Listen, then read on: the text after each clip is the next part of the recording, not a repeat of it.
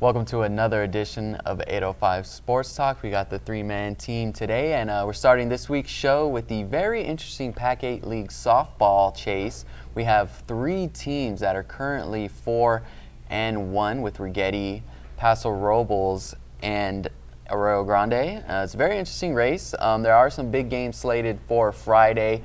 Righetti is slated to play at Paso, but we know there is some rain on the horizon. We're not sure if they're going to get that one in on Friday, but that is looking to be a very good matchup. Righetti has won 4 straight league games. I caught up with them last week after their big win over Mission Prep, and then they shut out St. Joseph on Tuesday 12-0. Even after 4 straight dominant PAC8 League wins, Righetti softball coach Mike Roberson still wants more out of his team. Still got to work on, when we step on the field, we're focused, we're ready to go from the start. We can't expect to just, we'll get it third, fourth inning. PAC8 teams, they're ready to go. We need to come out of the gate ready. So, but once we got it going, then that's what I expected. So I'm proud of the girls for staying together, being loud, but I just, we got to work on preparing herself for the game. Like I said, going with Cameron, right now she's been doing a lot of running. She's just a freshman right now. Okay. She had opportunity to have an at bat, and she came through. And it's a team effort. She did it. I know Chanel had a good at bat. There's a lot of girls that we have on this team. I have 19 girls total, and they all can perform. So just getting the opportunity, and they've been patient. They've been working really hard. So it was good to get them in there. Junior captain Cicely Brittingham feels the team can play down to its competition at times. She hopes that doesn't happen against the better PAC8 League teams. I think that sometimes when we play different teams, we don't play up to our potential, you know what I mean? Sometimes it differentiates. In my personal opinion, I've been struggling a little, but I just had to slow it down in my mind, and I think that's what everybody did. Like, a lot of our big hitters are struggling with different types of pitching right now, so everybody's just trying to take their time, take it slow, because we're all good hitters. Everybody can hit on the team. AG wasn't that bad of a game. It was going back and forth, but I think the team's doing good. I think we're going to get better as the season goes on and keeps practicing and everything. Everybody just comes every day to work and put in our full time 100%. So Righetti has won 4 straight league games. AG, on the other hand, started out real hot, and they had a win over Pioneer Valley on Tuesday. Lorenzo, you saw that one. AG won 15-0. Yep. But Righetti has kind of found their way in league. Cicely Brittingham has been great. She's a good infielder, a great hitter. She was hitting over 500 early on in this season. And, of course, Delaney Wiz, who we talked about quite a bit. She's just been great. And there's been some younger players step up for Righetti. The last couple of games, we had a younger player hit a freshman hit a grand slam against St. Joe on Tuesday, and a bunch of freshmen, contributed to the win over Mission Prep last week. So it's interesting balance there with Righetti having veterans like Cicely Brittingham, who's a junior, a captain, and Delaney Wiz, who is a senior captain on that team, and just a bunch of younger players who have stepped up. So that's going to be an interesting chase, and AG has been strong. They did have a bit of a surprising loss, suffering that league loss last week, but Casey Berger's a stud on that team, so she's been leading that team. Julie Lewis is a great pitcher, so AG is going to be right there, and it's just interesting at this point in the season to have 3 teams that are 4-1, and then Atascadero is right there at 3-2, and Atascadero handed Paso's its league loss. So it's a very interesting league title chase, and we want to keep an eye on how that all plays out. Now moving to the track and the field, Lorenzo, you saw Cabrillo with just an impressive team performance on both boys and girls, winning that quad meet last week. Yeah, so being a former track guy at Cabrillo and following the track and field slate in Vandenberg Village, I could definitely say this. This is really probably one of the more complete teams I've seen in many years at Cabrillo. From the boys' side to the girls' side, it just seems like it doesn't matter who's jumping, who's throwing the shot put, the discus, who's sprinting. Cabrillo has a star and a potential LPL contender everywhere you go now. One guy I didn't mention last week, but I want to give some love this week, Matt Tabor, one of the senior hurdlers on that team.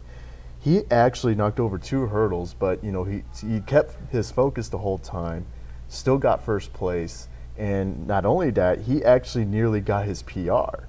at that quad meet.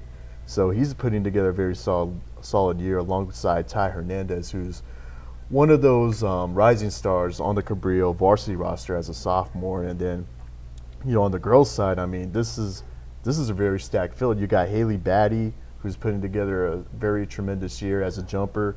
Natalie Tolick, who's leading the relay teams, also leading the 200-meter, 400-meter slate. Erin Jenkins has also put together a fine season as a 400-meter runner. And then you got Jocelyn Turner with the hurdles, Kelsey Mickelson, who had a very hard mark in the shot put, and then Kim Deming, who is looking very much like a potential LPL contender, also maybe even a CIF finalist in the pole vault. So, top to bottom, I mean, Russ French has to be smiling at what he has out on that track.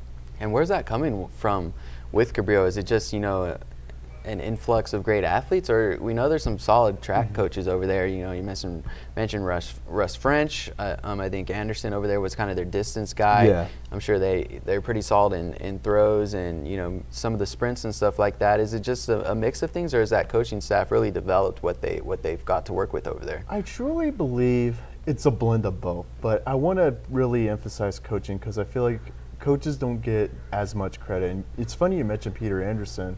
He was there when I was doing track and field, and he has a litany of talented long-distance runners he's produced over the years, and this year's no different.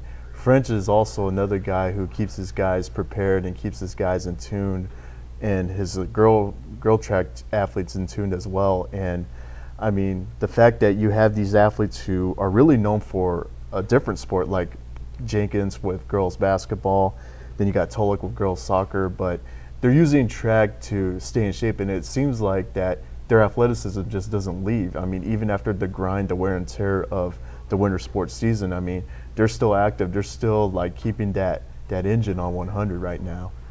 All right. We talked about the PAC8 League softball race being so tight, but the LPL baseball race is also pretty interesting as well. I think we have a pair of 8-3 teams. A bunch of teams are at 7-4, and there's even more teams a game back from that. Kenny, what's going on in LPL baseball?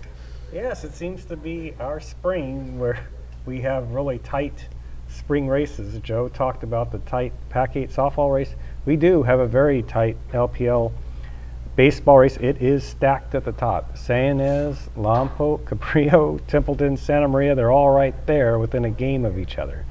And the thing is, I'm not familiar with Templeton's staff, but the other four, I think they all have legitimate number one pitchers. Trevor Garcia at Santa Maria, Jesse Gasca at Lompoc.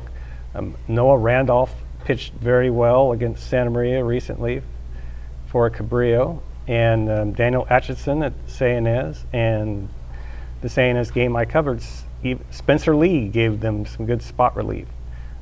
So they all have solid pitching, which is, of course, the number one prerequisite to having a deep title run. I mean, Joe, you covered San Ynez when they won the division championship. They had awesome pitching that year, and that really carried them to it. Yeah, who do you think is the top pitcher in the LPL? We've talked about Trevor Garcia since he was like 9 and 10 years old, and now he's been developed into quite an ace for Santa Maria. We know Cabrillo has Izzy Hernandez, and San Ynez obviously always has a good lefty like Atchinson's there. They had Zach Tora, and when they made that CIF run, they had two aces in Tora and Snyder. Who do you think is the best pitcher in the LPL? I would give a slight edge to Izzy, but Jesse's right there, and I think Trevor's close. I would say, from what I've seen, I would say Cabrillo has the best 1-2 punch with Izzy and Noah. Mm-hmm. Either one of them could be a number one guy, I think, on any team in the league. Yeah, Cabrillo, for me, might be the most frustrating team because it seemed like they picked up a couple big wins. I think they swept San Ynez last week, and then they have kind of a split personality. Yeah, it's like I'm sure Coach Osborne over there. It was a good one against Santa Maria. But solid in all phases of the game. When you're a guy who's coached 20 years at one place, I mean, unfortunately, you're going to run into those kind of teams. John Osborne knows how to deal with the ups and downs. He's seen this stuff many times before, I know. Who's been the most surprising team in a good way? Is it Santa Maria with them being 7-4? You know, they play Orchid Academy Wednesday night, but they are 7-4 after Tuesday's win. Is it Lompoc who's 8-3, even though they struggled a little bit in the preseason? Who do you think is the biggest surprise? I think maybe Lompoc and Santa Maria together. Maybe Lompoc a slight edge, but Santa Maria, they're down to one reserve now. They've lost a couple of guys for various reasons, yet they're hanging in. So I'd say that is a bit of a surprise in itself. Yeah, I was looking at the Santa Maria roster earlier, and it showed 10 players. So hopefully that wasn't exactly 100% accurate. I'm afraid it has been, at least for the last maybe there will be a weeks. JV guy they can bring up, or someone will get healthy. But you know, it's going to be tough to stay in a title chase with just 10 players. And they're about midway through the season. League campaign. So yeah. One more thing on LPL baseball, we talked about some of the pitchers. Who do you think is the best offensive player? Who's the guy who's kind of carried an offense so far this year? Is there anybody who's really stood out to you? I think a guy last year was Isaiah Garcia, who hit above 500 in that leadoff role. Is there someone like him? Is he? I know he's just a junior. I'm not sure exactly but Cole Knightley of Ynez seems to hit consistently game in and game out. If he's not the star hitter, he's always making a contribution. So I would say he is at least as to who comes to mind, he seems at least as consistent to me as anybody. Yeah. And we'll have some coverage on that Orchid Academy Santa Maria game in Thursday's paper, so be sure to check that out. Moving on to some national topics, Lorenzo, you follow the NFL, and Gunther Cunningham, if you're been following the NFL for the last 30-40 years, that's a name that sticks out to you, and some people may not know he's a Lompoc native. What's going on with Gunther? I guess he's going to go the John Madden route, because he's actually putting down the headset and the playbook. He's actually going to the broadcast booth. He's going to be joining the Pro Football Focus team on NBC Sports. So, I mean, the fact that he's 70 years old now, I mean, he's at the end of the line, and now he's trying something new. It's very interesting to see how he'll be in front of a TV camera. But I will say this about Gunther Cunningham, especially being around people who knew him personally from not only in the Lompoc area, but at Hancock as well. He has a really, really brilliant football mind. I mean, not so much the fact that he knows his X's and O's, but how to really dissect what goes on inside a player's head. So I think he'll be just fine, and it gives me a reason to actually watch that show now. Yeah, I think it's interesting, some of the Lompoc coaches that have made their way. You talk about Gunther Cunningham, and I think Mike Sullivan, with offensive coordinator with the Giants when they won a Super Bowl. I think he's still an offensive coach at the NFL level.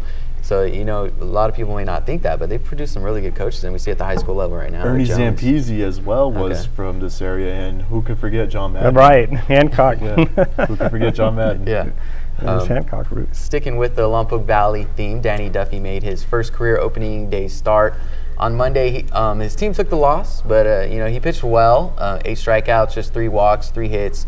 I think 1 earned run over 6 innings. So it was good to see him start his season with a good performance. And he said all the right things after that loss. He could have maybe pinned it on that bullpen who gave up, I think, 7 runs late in the game. But he just said that the bullpen is going to be fine. He was happy with his performance. So it's good to see Duffy start off his season, which is a huge season for him after signing that $65 million contract.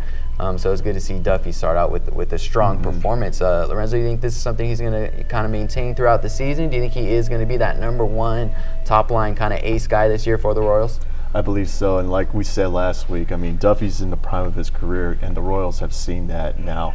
I mean, I looked at that press conference as well, and it amazes me how composed he is, but at the same time, when you've been in the league long enough, you're at a point where you know what to say, you know what not to say. And me personally, when I look at how Kansas City got beat that day, I mean, I tend to judge Major League Baseball teams more after the All-Star break, because I feel like it's just way too early. I've seen teams that start off really hot, but then they end up going like 70 and 92, or like barely get past the 65 win threshold. So, I mean, if you're a Kansas City Royal fan, I wouldn't panic. And if you're somebody who follows Danny Duffy like us, I mean, you're definitely getting a good glimpse of like things to come on his end for the next 5 to 10 years. Yeah, Kenny, moving to you, what do you think about Duffy's performance, and what do you expect out of him this year? You know, you were around when he was at Cabrillo. You got to see him pitch at the high school level. Unfortunately, I didn't actually. I didn't. My coverage assignment didn't happen to fall on a game when he pitched, but I have seen him in action some. I think he's really found his groove, and you know, he went through some adversity early in his career, and I think that strengthened him. He had the arm trouble. He had those stretches where he would be going well for a while and then get rocked a time or two. He knows what it's like to be a starter and then demoted to the bullpen. But in the big postseason games, he filled in his role in the bullpen well, and now he has really seemed to find his groove as a starter. I think a challenge for him will be to see if he can carry it through the entire season. That is, if he stays healthy. Remember, he did have a rough patch late in the campaign last year, but I really think he can do it this time. I think if he stays healthy, I think he can keep that maintain that ace status throughout, and really be one of the premier pitchers in the league. Yeah, I think he's confident in his stuff now. I think he's always been, but now I think he's a little more confident in his body and maintaining that health. So I wouldn't expect him to have any injury struggles this year. I think he's pretty confident, and I think he's, you know, you mentioned his prime. I think physically he is in his prime, so I think those injury bugs are hopefully behind him. That's how I feel. He'll be, you know, pretty injury free for the next couple of seasons, so he can definitely kind of stay at the top of that Kansas City rotation. Monday was a big sports day. We also had the national championship game in college basketball. Not too many people were happy with how the game was played. A bunch of people were, you know, criticizing the officials. You know, it didn't have much flow to the game.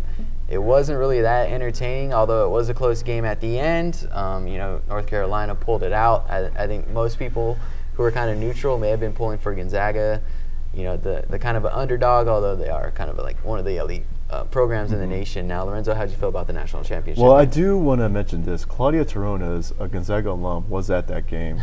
That's what we learned on Monday. But, I mean, to me, it was like the longest 2.5 hours I've ever watched when it came to a college basketball game, because it was like, just when you thought the game was going to pick up, you hear the whistle, things stop.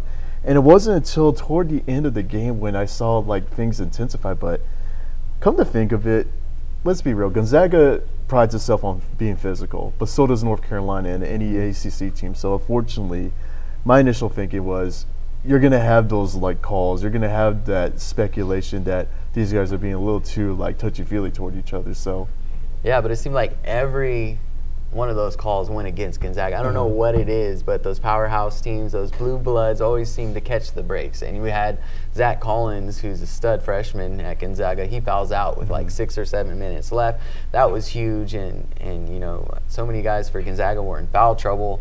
North Carolina did have a little bit of foul trouble, but you know, they didn't really have to worry about it too much down the stretch. My biggest concern for North Carolina was the free throw shooting, because you probably saw the Oregon game where they went cold at the free throw line, but Oregon wasn't going to box out. So I felt like if Gonzaga boxed out, the advantage goes their way. So, I mean, luckily they didn't get to that point. Yeah. We do have to remember that Gonzaga's star big man missed probably at least a handful of 2-footers that he typically makes. That helped cost them the game, no doubt. But to me, it was odd. It was, for a close game, it was very unelectrifying. With the yeah, I agree with a lot of people. Just had that choppy feel. I did think the officials did over-officiate some. I agreed with the commentators who said that the officials needed to let the game breathe. I just didn't think they let it breathe enough. Yeah. On a more positive note, I will say this about Gonzaga. We've seen Butler, we've seen VCU, we've seen even George Mason make it to the big stage. Gonzaga was that mid-major trying to knock on the door, trying to get invited, and they finally broke through. So the way I look at it now, recruiting for Gonzaga is going to be at an all-time high. I wouldn't doubt that there's some athletes in our backyard who might become even more interested in wanting to play for Gonzaga and Markview. Yeah, that's a good point you bring up, that they finally did, you know, cross the threshold and make the Final Four, make the championship game, but it's got to be so frustrating to come that close and almost get a national championship. But I wouldn't be surprised if they're back in the Final Four again. Yeah. I mean, top-tier coach, beautiful location, a very good academic school. It's got all the bonuses going for it. He's going to have a recruiting bonanza. And the fact that Mark Few had so many chances to take a big Power 5 job, and he stayed neutral to Gonzaga. It's like, if he truly leaves Gonzaga, it's going to have to be because maybe the Lakers open up, or an prominent NBA job opens up. He's found his fit for sure. Right. Yeah. That's all we got for this week. Thank you guys for tuning in. Be sure to check out our local sports coverage in the Santa Maria Times and Lompoc Record throughout the week, and we will see you guys next week.